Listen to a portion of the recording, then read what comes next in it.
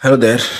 This is day 37 of the 90-day series that we have initiated, where we are building upon our mind muscle connection through putting ourselves onto the spontaneous speaking practices.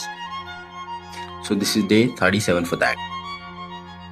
Alright, there is a new technique that we have adopted, which I will not mention explicitly here, but it will be inferred based upon the framework that we'll be using to respond to the situation that we'll be choosing to record ourselves here today. So from this point on, we'll be using certain framework to speak so that it will help us to align our mind and the vocal muscles relatively much better, more optimally, so that we can be very clear, precise, and spontaneous in a healthy way. Alright, so the random situation could be that how important it is for someone to just act really fast. Acting fast, how important is that? Okay, so let's try to answer this question in a more precise and strategic way, rather than just going into an elaborative philosophical explanation of this. So acting fast has been acting fast has been seen to be the most optimal way that someone can grow in their life. Many top leading people leading in the different respective sectors have been found to have this one innate tendency, which is to act really fast. It has been noticed that people who are relatively more fast action taker, based upon their capacity to take decision faster, have turned out to be highly successful in life in relation to those people who are relatively more slow decision maker as well as slow action taker. Why? Because taking action fast just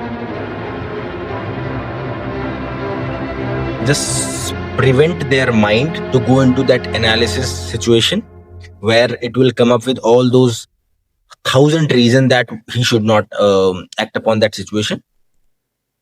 And if he will be not acting immediately, the mind will come up with so many ways that he should not.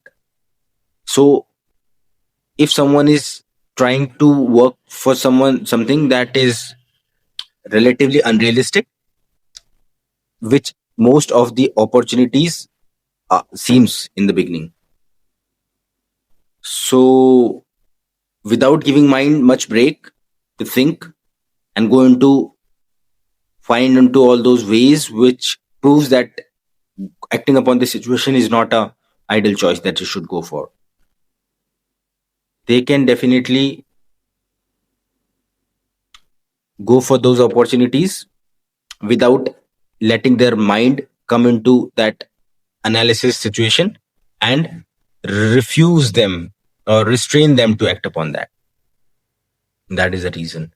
Now, for example, if somebody if I have a textile industry, I'm part of a textile industry as a firm, and there has been a new fashion situation that have come to notice in this sector, and that has very limited visible scope for us as a fashion garment firm, because that garment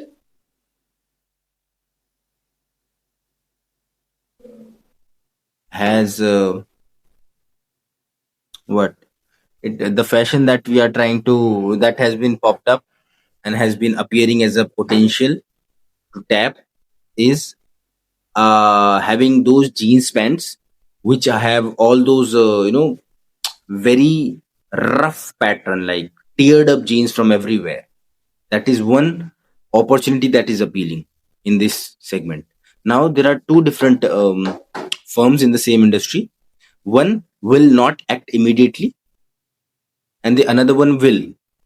So the one which will act immediately will have relatively much less thoughts which will prevent them from taking action in relation to the firm which have not acted immediately, but as a result of that they would have so many reasons that would reinforce their belief or the doubt that they are having that acting upon this fashion trend might not be an optimal solution situation. So the firm which has not acted immediately will fail to act upon because of all those thousands of reasons that will confirm that they should not, based upon the fact that they haven't acted right away. In relation to, on the contrary, the firm which has acted, ignoring all those possible factors which might convince them that acting upon this situation would not be an ideal thing to do. So they have anyway acted upon that, and that have sort of given them